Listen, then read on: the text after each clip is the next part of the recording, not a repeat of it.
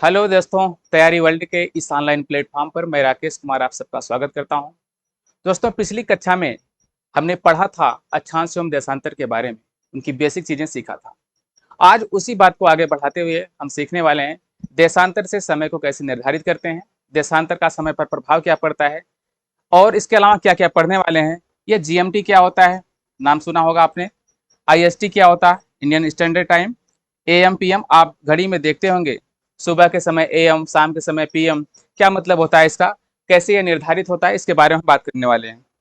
एक है घंटा वृत्त, है ना, इसके बारे में बात करेंगे।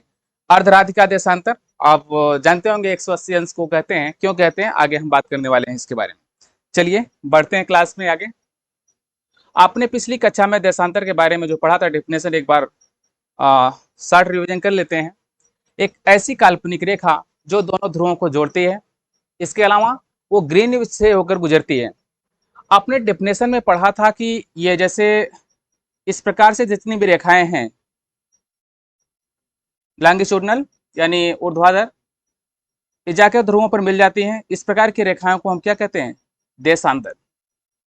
अब समय का निर्धारण करना था, एक समस्या थी, क्योंकि सभी देशांतर रेखाओं की लंबाई बराबर होती है और सभी देशांतर रेखाएं ध्रुवों पर जाकर मिल जाती हैं।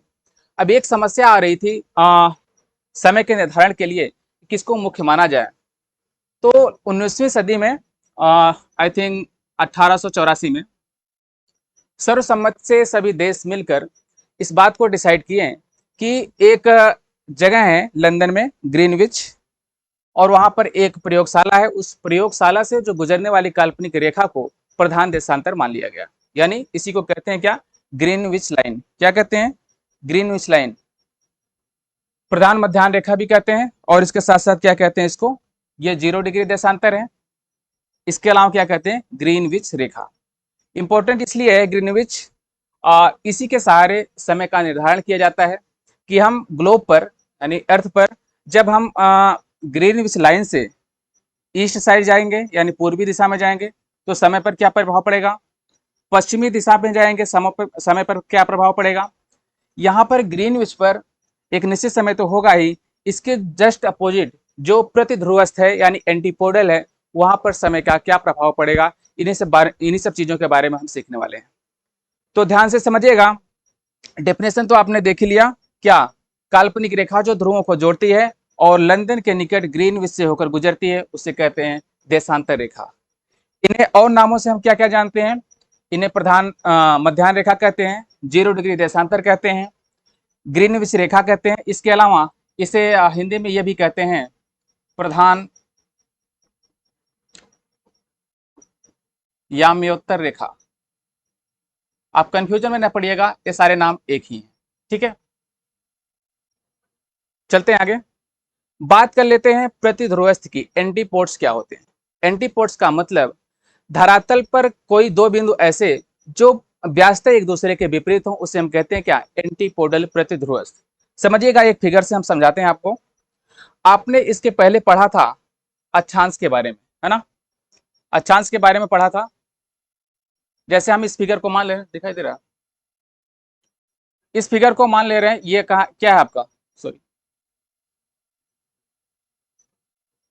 ये आपका है 0 डिग्री अक्षांश रेखा, 0 डिग्री अक्षांश रेखा।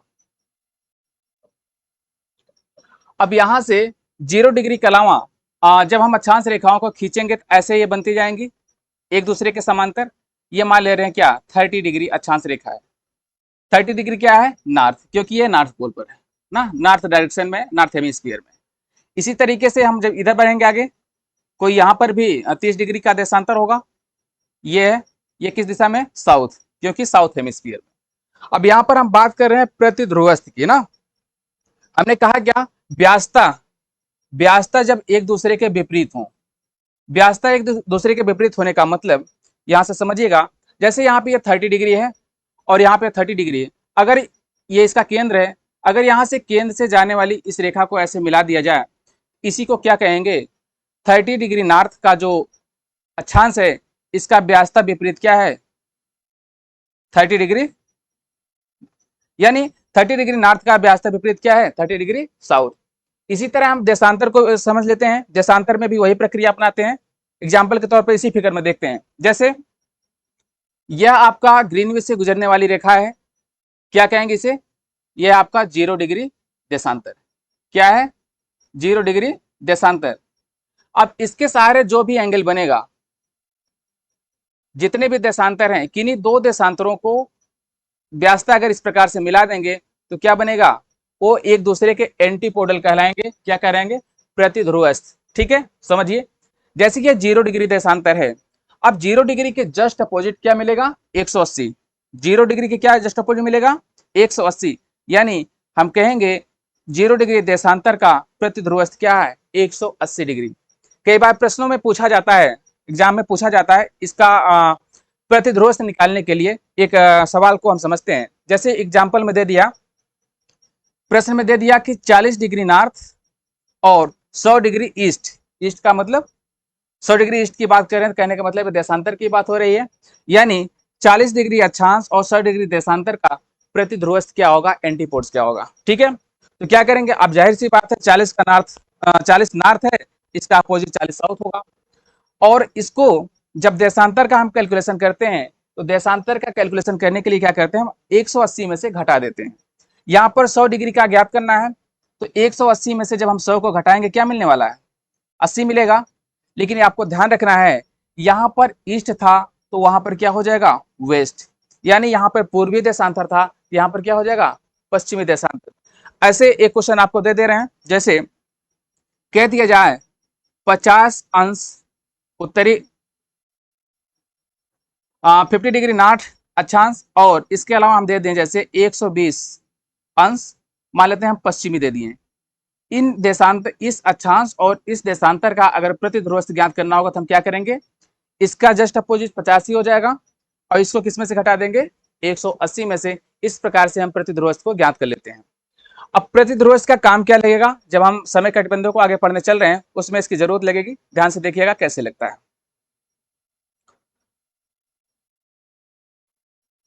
एक चीज और समझिएगा, हमने यहां पर कहा कि ये ग्रीनविच मेरिडियन है, यानी प्रधान मध्याह्न रेखा है, ये वाली कहां से गुजर रही है, ग्रीनविच शहर से। यहां पर जो समय मिलेगा उस समय को हम क्या कहते हैं, जीएमटी। जीएमटी क्यों कहते हैं, क्योंकि इसी के आधार पर समय का पूरा निर्धारण होता है कि किस अक्षांश पर, किस देशांतर पर क्या समय होगा। अगर हम, ये मेन माना गया है, यहां से अगर हम पूरब जाएंगे यानी ये ईस्ट डायरेक्शन होगा, यहाँ पे जाएंगे पश्चिम दिशा में वेस्ट डायरेक्शन, यहाँ पर समय में क्या बदलाव होगा, यहाँ पर समय में क्या बदलाव होगा, इसी बात को हम पढ़ने वाले हैं।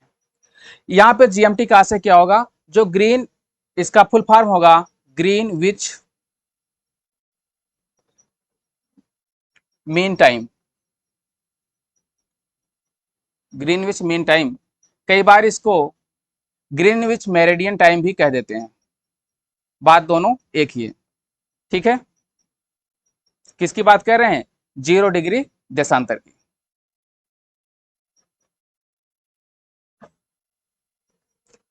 अब देखते हैं यहां से जब हम पूर्वी दिशा में बढ़ेंगे, अब देखिए एक कंफ्यूजन ये हो सकता है कि पूर्वी दिशा कौन होगा, पश्चिमी दिशा कौन होगा। समझने के लिए आप समझिएगा, आप मैप के सामने जब ऐसे खड़ेंगे, जो आपका दाहिना सिरा होगा वो पूरब होगा, क्या होगा, जो दाया सिरा होगा वो क्या होगा, पूरब यानी ईस्ट, और यहां पर जो बायां सिरा होगा वो क्या कहलाएगा, पश्चिम। ठीक है, यानी हम ऐसे खड़े हैं, जो हमारे राइट पे पड़ रहा हो ईस्ट है, और जो लेफ्ट पे पड़ रहा हो क्या है, वेस्ट। ठीक है, अब देखते हैं, जैसे वहां जब हम प्रधान देशांतर पर थे, 0 डिग्री मेरिडियन पर थे, वहां से आगे बढ़ने पर देखिए आपको पता है एक बात, कि पृथ्वी हमेशा कैसे घूमती है, पश्चिम से पूर्व दिशा में। पश्चिम से पूर्व दिशा में जब घूमती है तो जाहिर सी बात है उसका एक सिरा, प्रत्येक देशांतर सूर्य के सामने बार बार आएंगे ही आएंगे, है ना।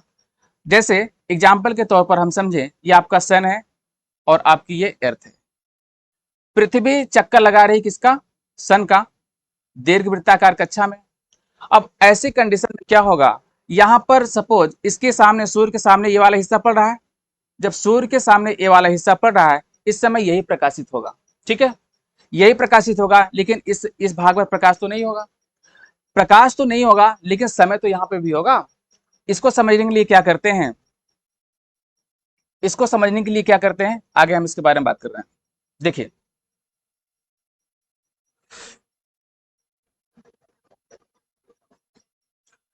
देखिए पृथ्वी अपनी धुरी पर सूर्य के चारों तरफ चक्कर लगाने के साथ साथ अपनी धुरी पर चक्कर लगाती है। वो चक्कर कितना लगाती है, 24 घंटे में एक चक्कर पूरा करती है ना। एक चक्कर पूरा करने का मतलब पूरा कितना घूमती है, 360 डिग्री घूमती है। पृथ्वी 24 घंटे में कितना चक्कर लगाती है, 360 डिग्री का, है ना। यहां से अगर हमें 1 डिग्री का फाइंड करना होगा, यानी 1 डिग्री देशांतर को क्रॉस करने में पृथ्वी कितना समय लेती है, तो उसके बारे में हम कैलकुलेशन करेंगे। यहां से क्या मिलेगा, देखिए 24 घंटा है, ऐसे लिख सकते हैं इसको, 360 डिग्री घूमने में लगता है कितना, 24 घंटा। घंटा को मिनट में बदल लेते हैं, यानी अगर हम 1 डिग्री की बात करें, 1 डिग्री घूमने में कितना समय लगेगा, और डिटेल बताते हैं। यहां से 360 डिग्री घूमने में कितना समय लेगी, 24 घंटा। इसको मिनट में बदलें कितना हो जाएगा, 1 घंटे में 60 मिनट, यानी 60 मिनट। अब देखिए 360 डिग्री घूमने में इतना समय ले रही है, 1 डिग्री घूमने में कितना लेगी, इसका इधर भाग हो जाएगा, यानी 24 गुना 360, सॉरी 60/360। यहां से 0 0 कैंसिल हो जाएगा, 6 बचेगा, कितना आएगा, 4। यानी पृथ्वी 1 डिग्री घूमने में कितना समय ले रही है, 4 मिनट का। ठीक है, कहने का मतलब 1 डिग्री देशांतर को पार करने में वो 4 मिनट का समय लेती है। इसी प्रकार हम कैलकुलेट करते हैं आगे। समझिएगा, जब 4 मिनट में वह 1 डिग्री घूम जा रही है, तो 1 घंटे में कितना घूमेगी, जैसे 4 मिनट में कितना समय ले रही है, 1 डिग्री घूम जा रही है, यहाँ पे 15 गुणा करेंगे कितना होगा, 60 मिनट। यानी 60 मिनट में कितना घूम जाएगी वो, 15 डिग्री। कहने का मतलब पृथ्वी 15 डिग्री देशांतर को पार करने में पूरे पूरे 1 घंटे का समय लेती है। आगे इस चीज को और डिटेल में समझते हैं।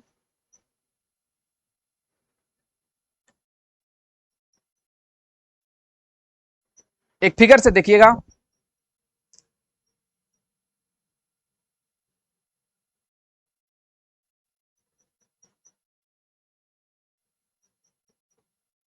देखिए यहां पर ये क्या है आपका, ग्रीनविच मेरिडियन।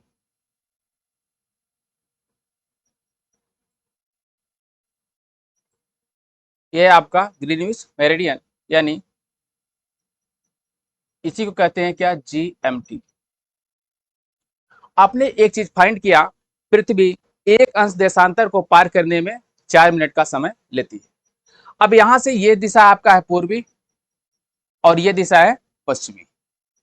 देखिए जाहिर सी बात है, जब 0 डिग्री देशांतर की हम बात करेंगे, कहने का मतलब 0 डिग्री देशांतर की स्थिति ये होती है, वह हमेशा किसी भी स्थान का जब स्थानीय समय ज्ञात करेंगे, वह हमेशा दोपहर का समय होता है। क्या होता है, दोपहर का समय।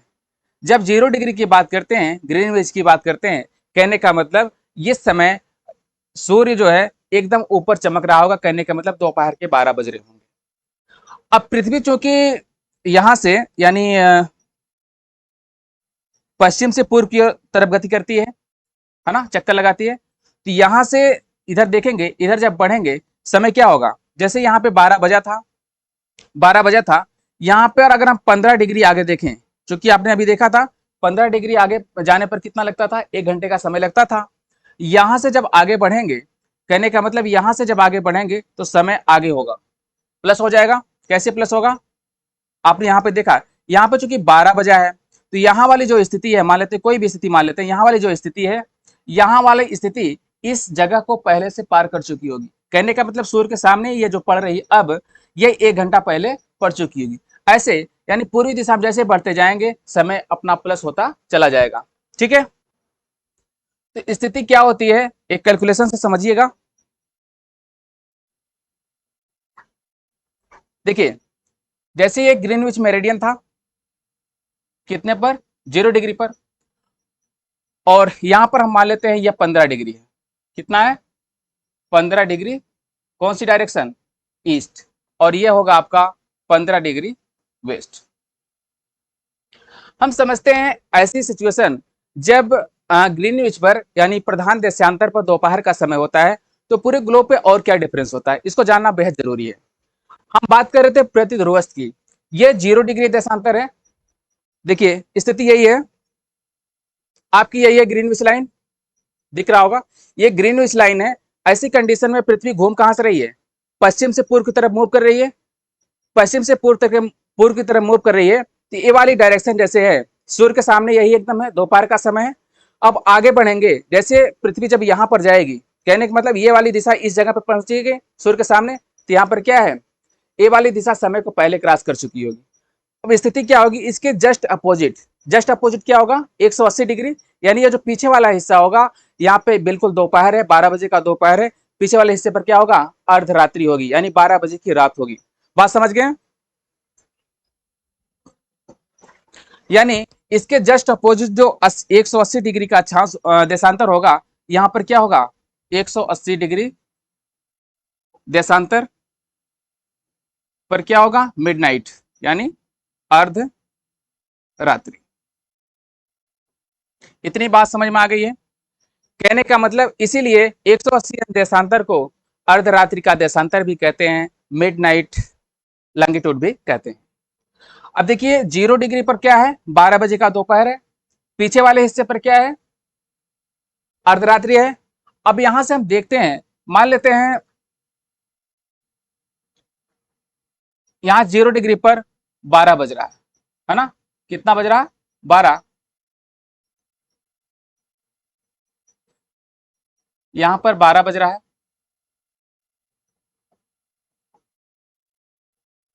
तो 15 डिग्री देशांतर पर क्या होगा? देखिए चूंकि 1 डिग्री यहाँ पर 0 है, यहाँ पर 1 होगा, 2 होगा, 3 होगा, ऐसे ऐसे कहां तक पहुंचेगा? 15 तक पहुंचेगा। यही सिचुएशन इधर भी होगी। चूंकि 1 डिग्री देशांतर को पार करने में 4 मिनट का समय ले रही है, ऐसे ऐसे 4 मिनट करके 15 डिग्री देशांतर को जब पृथ्वी पार कर लेगी तो कितना समय लग जाएगा? 1 घंटे का लगेगा, यानी 60 मिनट होगा। जब 60 मिनट होगा, इसी 60 मिनट को क्या कहेंगे? 1 घंटा। अब बात को समझिएगा। जिस समय 0 डिग्री देशांतर पर दोपहर के 12 बजे हैं, अगर हम पूरब की दिशा में बढ़ेंगे, पूरब की दिशा पे वहां पे क्या बजा होगा? 1 बजा होगा। क्या बजा होगा? 1 बजा होगा। बात समझ में आ रही है? अब इसी तरह से अगर हम पीछे की दिशा में जाएंगे, यानी पश्चिम दिशा पर, यहां पर भी 15-15 कितना? 1 घंटे का होगा, यानी इससे 1 घंटा समय पहले होगा, यानी यहां पर क्या बजा होगा? 11 बजे होगा। ठीक है। हमने थंबनेल में एक चीज दिखाया था, हम पढ़ने वाले हैं क्या? एएम और पीएम के बारे में। एएम का मतलब क्या होता है? Anti meridian. एएम का मतलब एंटी मेरिडियन। और इसी तरह पीएम का मतलब होता है क्या? Post meridian. अब यहां पर देख रहे हैं, यहां पर दोपहर का 12 बजा है। दोपहर के 12 बजने के बाद क्या होता है? एएम आता है, पीएम पीएम आता है ना। यानी यहां पर 0 डिग्री देशांतर के जो पूरब में पड़ेगा वो क्या होगा आपका? पोस्ट मेरिडियन, यानी पीएम। इसी तरीके से जो 0 डिग्री देशांतर के पश्चिम में होगा, वहां पे समय क्या होगा? एंटी मेरिडियन, मतलब पीछे हो रहा है। एंटी मेरिडियन मतलब क्या कहेंगे इसको? एएम। बात समझ में आ गई? एएम पीएम क्या होता है? अब हम बात कर लेते हैं भारत की, हमारे देश की क्या स्थिति है। क्योंकि आप जानते हैं हमारा देश भारत कहां पे एग्जिस्ट करता है? अक्षांशों की दृष्टि से देखें, ये एग्जिस्ट करता है उत्तरी गोलार्ध में, है ना। और देशांतर की दृष्टि से देखें तो कहां करता है? ये पूर्वी गोलार्ध में। अगर भारत की बात करें, भारत आपका कहां एग्जिस्ट कर रहा है? ये देखिए, ये सिचुएशन है। थोड़ा सा इसके बारे में डिटेल से हम समझते हैं, भारत के टाइम जोन के बारे में थोड़ा डिटेल से समझते हैं। देखिए एक फिगर आपको नजर आ रहा है, इस फिगर से एक चीज समझिएगा, ये आपकी है ग्रीनविच लाइन। क्या है? ग्रीनविच। ग्रीनविच के बाद आपको थोड़ा सा जूम कर लेते हैं।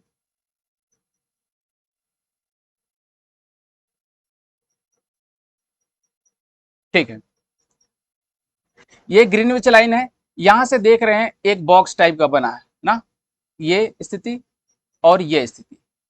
यहाँ पे लिखा गया है पीछे और यहाँ पे लिखा गया आगे। देखिएगा, इसको 7.57,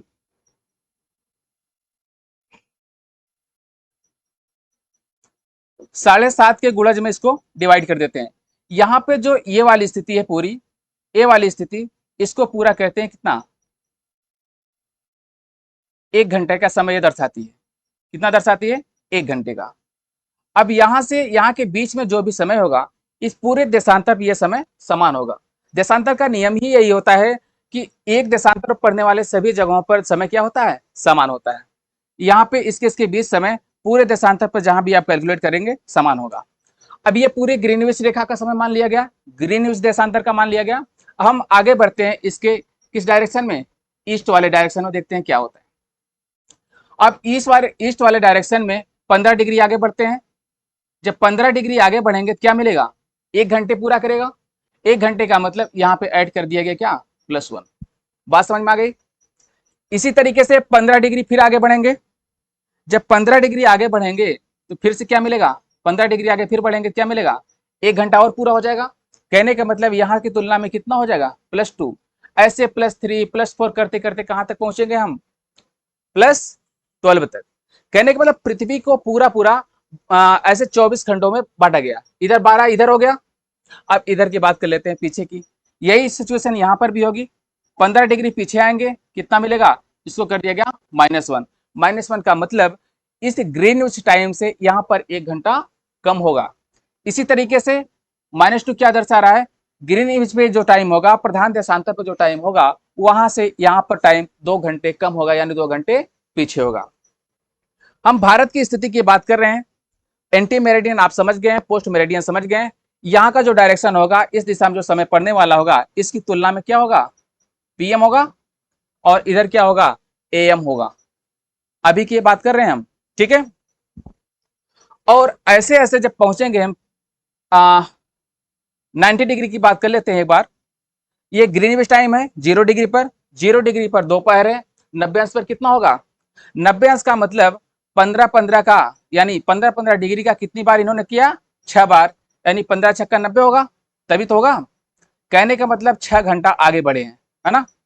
अगर सवाल आपसे एग्जाम में ये पूछा जाए कि 0 डिग्री देशांतर रेखा के ईस्ट में, 90 अंश ईस्ट में क्या समय होगा, तो आप क्या बताएंगे। क्योंकि देखिए यहाँ पर दोपहर का 12 बजा है, और दोपहर के 12 बजे के 6 घंटे बाद क्या होगा, शाम का 6 बजेगा, यही ना होगा। तो यहाँ पे आप क्या कहेंगे, टाइम क्या होगा, 6 PM।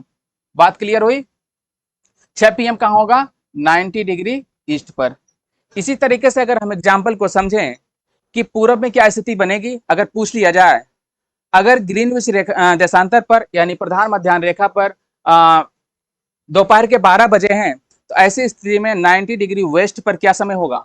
90 डिग्री वेस्ट पर समय ज्ञात करने के लिए हम क्या करेंगे, 15 से पहले डिवाइड कर लेंगे, यानी 15-15 का कितना क्रॉस बनेगा, 6 बनेगा। कहने का मतलब ये 6 घंटे पीछे की बात हो रही है। अब 12 बजे यहाँ पे दोपहर है, 6 घंटे पीछे क्या होगा, यहाँ 6 AM होगा, यानी सुबह के क्या होंगे, 6 बजे होंगे। इतनी बात सबको क्लियर हो गई होगी। आगे बढ़े। अब हम बात कर लेते हैं स्थानीय समय की, इंडियन स्टैंडर्ड टाइम की। स्थानीय समय देखिए क्या होता है, किसी भी जगह पर ऐसा समय जब सूर्य एकदम सीधे सीधे चमकता है, यानी दोपहर की स्थिति होती है, उसी के आधार पर वहां की लोकल टाइम डिसाइड की जाती है। तो इसका बेहतरीन एग्जाम्पल हम अपने देश से ही शुरू करते हैं कि हमारे देश में इस समय को कैसे कैलकुलेट किया गया, कैसे मेजर किया गया है, इसको समझ लीजिए। कई बार एग्जाम में सीधे सीधे प्रश्न इससे पूछे जाते हैं। एक बार कॉन्सेप्ट क्लियर कर लीजिए, आगे और कुछ करने की विशेष जरूरत नहीं पड़ेगी। देखिए, इस मैप को आप देखेंगे तो मैप को देखने के बाद एक चीज क्लियर हो रहा होगा। हमने कहा क्या था अभी, ये ग्रीनविच टाइम है। ग्रीनविच से लेकर ये वाला जो क्रॉस बना हुआ है, ये पूरा एरिया कवर कर रहा है कितनी की बात, ये पूरा एरिया कितनी की बात कर रहा है, 1 घंटे का, है ना। सॉरी, ये पूरा एक रेखा की बात कर रहा है। यहां से जब हम आगे ईस्ट बढ़ रहे हैं तो ये +1 हो रहा है। यानी यहां से जब 15 डिग्री हम बढ़ रहे हैं तो क्या होगा, +1 हो रहा है। +1 होने का मतलब 1 घंटा आगे की बात हो रही। ऐसे जब देखेंगे तो हमारा देश कहाँ एग्जिस्ट कर रहा है, यहाँ पे देखेंगे ये +5 वाले सिचुएशन में पड़ रहा है, पड़ा है ना भाई, गुजरात वाला सिरा है। यहाँ पर देखेंगे +5 वाले के अलावा +6 वाले में भी पड़ रहा है, पड़ रहा है। अब हमारे सामने दुविधा ये हुई, देश के सामने दुविधा ये रही कि यहाँ पर सिचुएशन जैसे यहाँ पे 12 बजा है दोपहर का, कितना बजा है, दोपहर का 12 बजा है। इस आधार पर देखें तो यहाँ पर जो +5 में पड़ रहा है तो कितना होना चाहिए, 5 बजे शाम होना चाहिए। अब यहाँ पर 5 बजे शाम होना चाहिए, यानी यहाँ पे 5 बजना चाहिए, और यहाँ पर क्या बजना चाहिए, 6 बजना चाहिए।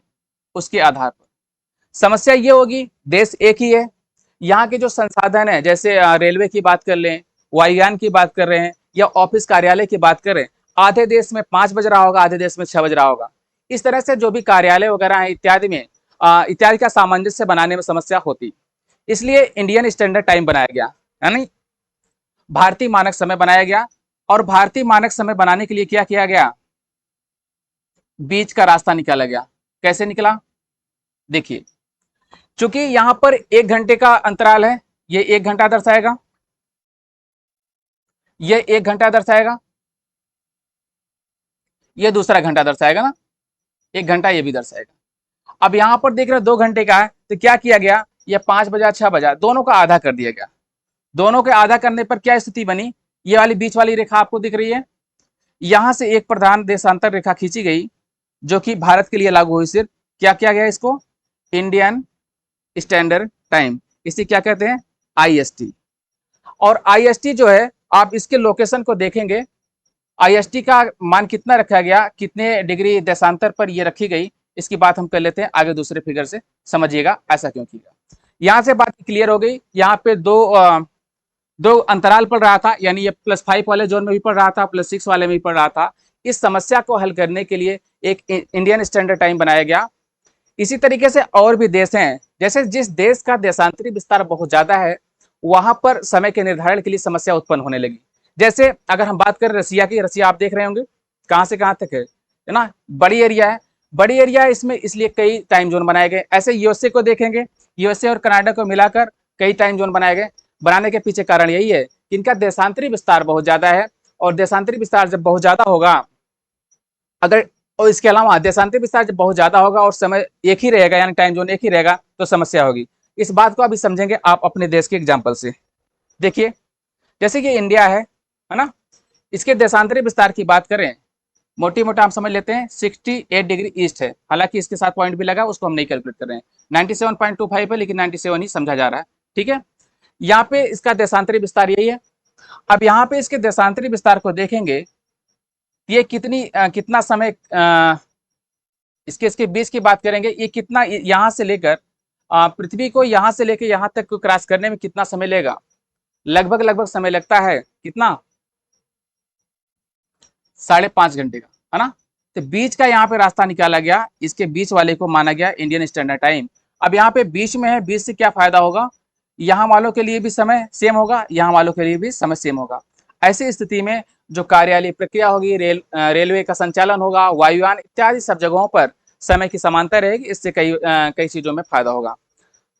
हालांकि अभी 2 टाइम जोन बनाने की मांग चल रही है सन 2006 से, इसके बारे में एक लंबी बात छिड़ी हुई है, लेकिन अभी इस पर कोई फाइनल डिसीजन नहीं हुआ। इसके पहले भी 2 टाइम जोन इंडिया में रह चुके हैं। 1906 की बात करें तो 1906 के आसपास यहाँ पे एक कलकत्ता टाइम जोन, एक बॉम्बे टाइम जोन था, अंग्रेजों के समय में बात करते हैं उसकी। यहाँ पर ये जो इंडियन स्टैंडर्ड टाइम जोन बनाया गया, उसका देशांतरी विस्तार कितना मांगा, 82.5 डिग्री, है ना। कहाँ पर है, ये ईस्ट में पड़ेगा, यही। सीधे सीधे प्रश्न में पूछा जाता है कई बार, IST कहाँ से डिसाइड की गई है, आप कहेंगे 82 डिग्री 30 मिनट ईस्ट से। ये भारत का क्या है, IST Indian standard time. I think यहां तक बात क्लियर हो गई होगी।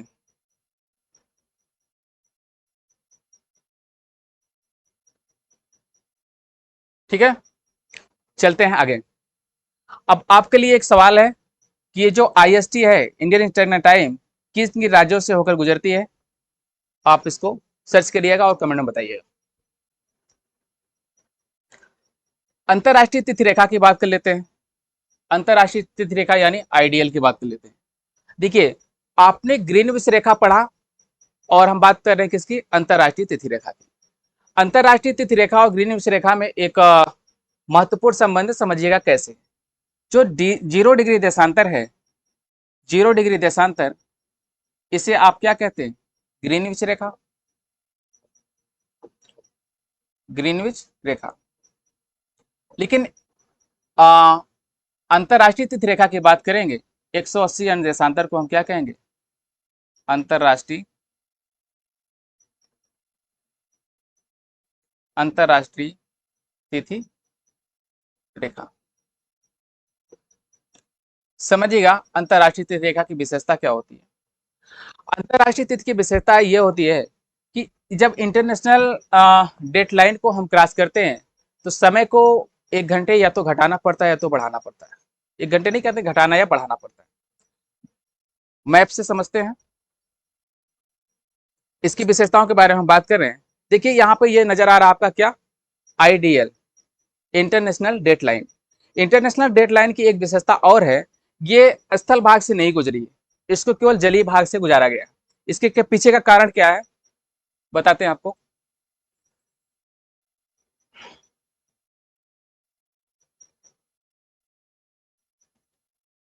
पहले समझ लीजिए अंतरराष्ट्रीय तिथि रेखा है कहां पर। यही सिचुएशन है अंतरराष्ट्रीय तिथि रेखा। यहाँ फिगर को देखेंगे तो आप कई इसमें विविधताएं आपको नजर आएंगी। विविधताएं नजर आने के मतलब क्या है? यहाँ पे सबसे पहली खासियत इसकी आप देख रहे हैं कि अंतरराष्ट्रीय तिथि रेखा एकदम सीधी ना होकर जगह जगह पर मुड़ी हुई है। मुड़ी हुई होने का कारण क्या है? इसका सबसे विशेष कारण यही है, सबसे इंपॉर्टेंट कारण यही है, ये स्थल भाग से नहीं गुजारी गई। स्थल भाग से भी क्यों नहीं गुजारी गई, इसका भी कारण समझ लीजिए। जैसे मान लीजिए ये कोई देश है, कोई एक्स देश मान ले रहे हैं, और अंतरराष्ट्रीय तिथि रेखा अगर यहां से गुजरी, आपने अभी थोड़ी देर में पढ़ा कि अंतरराष्ट्रीय तिथि रेखा से जब हम दूसरे साइड में जाते हैं दिन में परिवर्तन हो जाता है। चाहे ये अगर हम, ये ईस्ट है आपका, ये वेस्ट है, अगर इस साइड से इस साइड जाएंगे तब भी परिवर्तन होगा और इधर से इधर जाएंगे तब भी परिवर्तन होगा। सपोज कोई देश है, इसके बीच से अंतरराष्ट्रीय तिथि रेखा गुजर रही है, क्या होगा?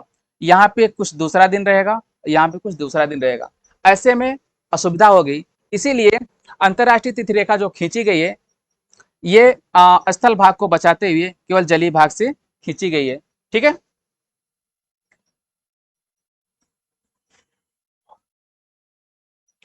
इस फिगर से समझ लेंगे, क्योंकि आप जानते ही हैं पृथ्वी पश्चिम से पूर्व की तरफ गति करती है, गुणन करती है। यहाँ पर जब हम अंतरराष्ट्रीय तिथि रेखा से पश्चिम दिशा में जाते हैं, वेस्ट साइड में जाते हैं, तो क्या करते हैं? हम एक दिन घटा देते हैं, एक दिन घटा देते हैं। ठीक है, इसके अलावा जब हम पूरब दिशा में जाएंगे तो क्या करेंगे? एक दिन बढ़ा देंगे, एक दिन बढ़ा देंगे। कहने का मतलब, अगर कोई भी जलयान अंतरराष्ट्रीय तिथि रेखा को पार कर रहा है, कहां से?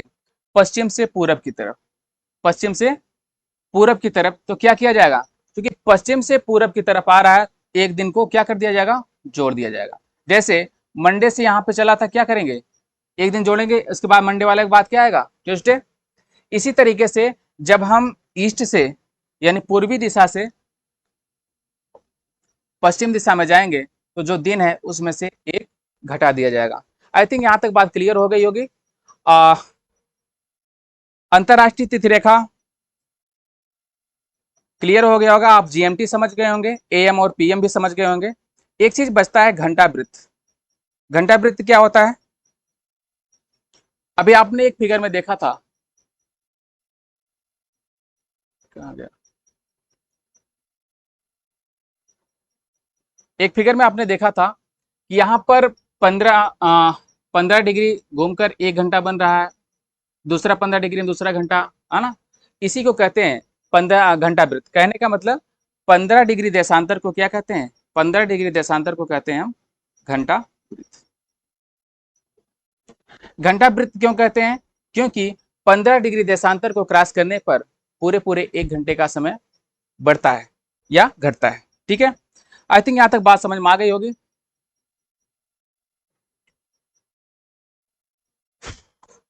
बस ये सेक्शन यहीं पे खत्म करते हैं, ये सेक्शन यहीं खत्म करते हैं। बाकी हम मिलते हैं अगले दिन, क्योंकि एस्ट्रोनॉमी हमने खत्म किया, इसके बाद अक्षांश देशांतर खत्म किया। अब अगले दिन हम नए चैप्टर से शुरुआत करेंगे। तब तक के लिए धन्यवाद।